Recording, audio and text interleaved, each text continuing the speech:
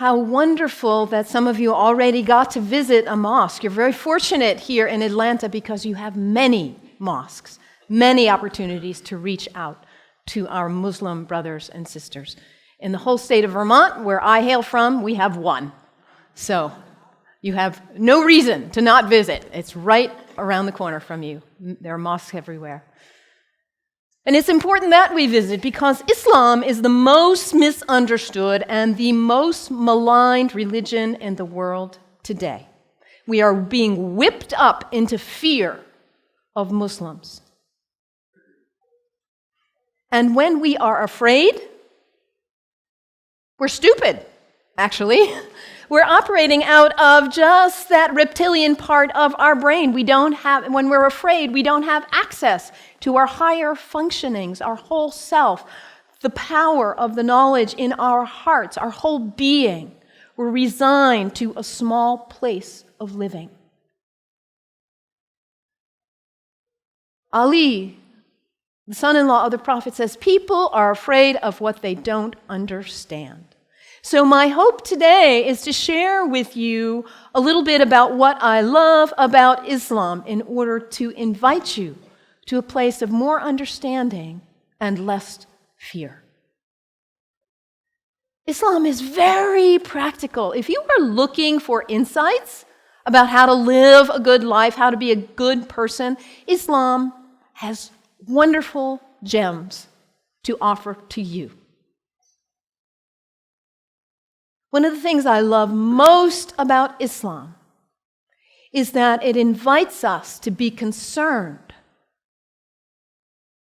about what is the most important thing in life. To get our priorities straight. What is it for you?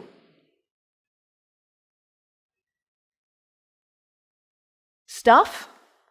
Money? Power, prestige, family, kindness, service, love, art, compassion. What is it for you? If you get nothing else out of today, take that one question and live into it. And if you don't know the answer yet, find out. What is it for you? What's most important? In Islam, the answer is very clear. La ilaha illallah, Muhammadan Rasulullah. There is nothing but the source. God, the one. How did you say it, Anthony? That love which is greater than we can know. That's what matters. And Muhammad is his prophet. Is the prophet of love. La ilaha illallah, Muhammadan Rasulullah. And the thing about us humans, when we get that clarity, we know what's important. What do we do with that? We forget. That's who we are. We humans, we are the great forgetters. How many of you made a New Year's resolution back on January 1st? How are you doing with it now? Let's be honest. How were you doing January 7th? We get this high resolve and this clarity, and then we get caught up in all the distractions, all the things pulling our attention here and there, and we forget. That poet, Mary Oliver, says, what is it you plan to do with your one wild and precious life? What is it? In order to not waste our life, we need to regularly hit that reset button, come on back to center, to our heart, to what we know is really why we are here, what we know is really important. Regularly throughout the day to stop and come back and say, well, let me check in and remember what matters so I don't waste my day or my week or my month or my life. And for Muslims, this is prayer, salat. It is the second pillar of Islam. The first pillar, la ilaha illallah, to know what matters. And the second pillar is to hit that reset button in order to regularly come back to center and remember what really matters. And for Muslims, this is not an activity in the head. It's an activity of the whole body. Allah Akbar, Allahu Akbar. Bismillah ar-Rahman ar-Rahim. Alhamdulillah, Rabbil Alameen.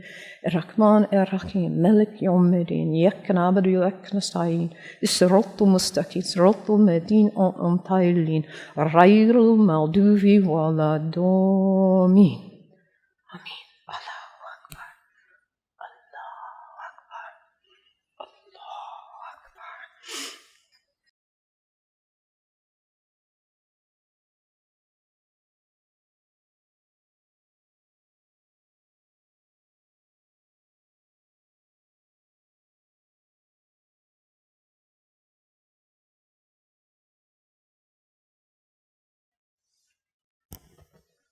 Can you imagine how limber you'd be if you did that 17 times a day? And it's done in the direction of Mecca, northeast, more or less. To hit that reset button in order to come back, to hear that voice still and small, like we just sang about, to come back to what matters. So practical, I love that, the second pillar of Islam. Islam also reminds us to always be concerned about those who are less well off than ourselves. Over and over in the Quran it says, be concerned about the widows and orphans. Be generous. I brought some soup as a symbol of generosity, giving, donating to food banks, giving to people who need food. I think about Muhammad almost like a social genius. He himself was an orphan. By the time he was 6 years old, he had already lost both his parents. He knew marginality. He knew it. And what happens when there is imbalance in a society where there are some who have a lot and some who don't have enough? What happens here? Those who don't have enough are suffering, aren't they? Out of their lack of nutrition, food, healthcare, hygiene, educational opportunities, they suffer. And in their suffering, they may experience illness. Their illness doesn't stay there, does it? It spreads to the rest of the people. And in their need, they may choose to engage in criminal activity just to try to put food on the table. And that destabilizes the whole society when you have some without and some with too much. And what about the people with too much? Greed is spiritual bankruptcy. We cannot know well-being in our hearts when we are surrounded with too much while others are suffering. It creates instability. And Muhammad, peace be upon him, he was a spiritual genius, saying, let's bring it back into balance. Let's give. Let's be generous. And this is the third pillar of Islam, zakat, generosity. I love that about Islam. And I love, too, that Islam invites us to take a break from our habits. We humans, we're habitual creatures. We just are. We do something once, we do it again, we just do. How many of you are sitting in the same seat you always sit in today? That's okay, nothing wrong with that. We're creatures of habit. And if the habit's a good one, like brushing your teeth, wonderful. It strengthens you. Your habits can raise you up to give you strength and clarity to live your life on purpose with integrity. Or your habits can pull you down.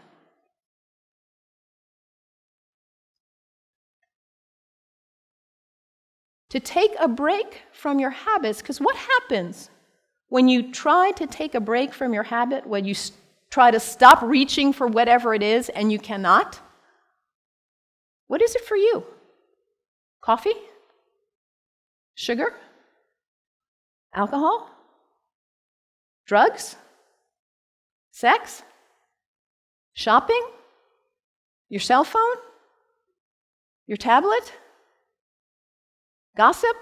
What is it for you, this behavior that you're caught in? You know it's not worthy of your best self, and yet there you are.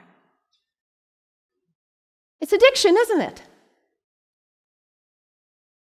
When we can't stop reaching for it, we can't stop doing it. And yet your life is so valuable, you matter. And to live your life on purpose and to cultivate the habits that raise you and strengthen you so you can be your most beautiful, best, loving, caring, giving self. So to take a break from your habits so you see who's in the driver's seat in your life. And put yourself back in the driver's seat, whatever it is for you. There are other people in this room who have also struggled with addiction in this way and who have overcome it. You can get help. You can do it. Your life matters. It's valuable. This is the next pillar of Islam, fasting. Fasting not just from food, but fasting from other activities and behaviors as well. And when we fast from food in particular, and it says over again and again in the Quran, fasting is good for you if you only knew. Because we put too much in our bodies, don't we? We stress them. We overeat and put junk.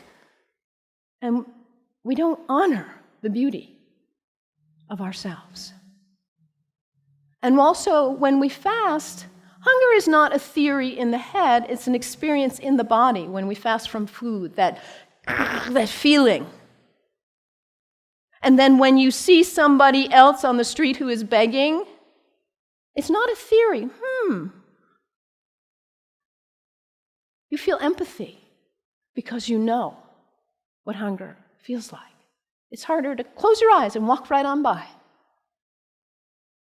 Muhammad, that spiritual social genius, to create harmony and stability in society. The fourth pillar of Islam, fasting, taking a break from your habits. So practical, I love it. And I also love about Islam that it encourages us to take a break from our location, to travel with intention, to recognize the power of space, the sacredness of space, and how the greats who have walked on this earth have blessed the earth with their presence, their breath, their thoughts, their actions. I know you are on the verge of a major decision about this sacred space for you. You have made this place sacred by your presence here. And as you perhaps choose to move on, you will perhaps make a new place sacred by your use and your love. The earth is sacred. Our places are sacred. And when we travel with intention, we are changed by it. This is the fifth pillar of Islam, pilgrimage. And for Muslims, the pilgrimage is to Mecca, which none of us will probably go there. But where is pilgrimage for you? And what happens when we go? We leave our usual haunts. We travel with intention. We let ourselves be changed, be opened by new experiences, new interactions. And we come back and we are not the same. We look at our lives and we say, why was I doing that? I'm not going to waste my one wild and precious life on that. And we come back renewed and with a new value, a new understanding of the sacredness of our location, the beauty of the earth. I love this about Islam. So practical. What's the one thing that matters in your life? Hit that reset button regularly so you come back to your purpose. And don't be self-centered. Be always concerned about others and their needs. those less well off especially. And recognize the sacredness of the temple of your body. Cultivate habits that are worthy of you, that lift you to the best of who you are. And recognize the sacredness of space and the gift of the ancestors, the sages, the saints, the prophets who have gone before us and held a beacon of example for us. Travel with intention. Let yourself be changed. The 5 pillars of Islam. What great practical advice for living your life on purpose. And yet, at the same time as all of what I've told you is true, the beauty of this great tradition, we are being whipped up into fear against Muslims and Islam.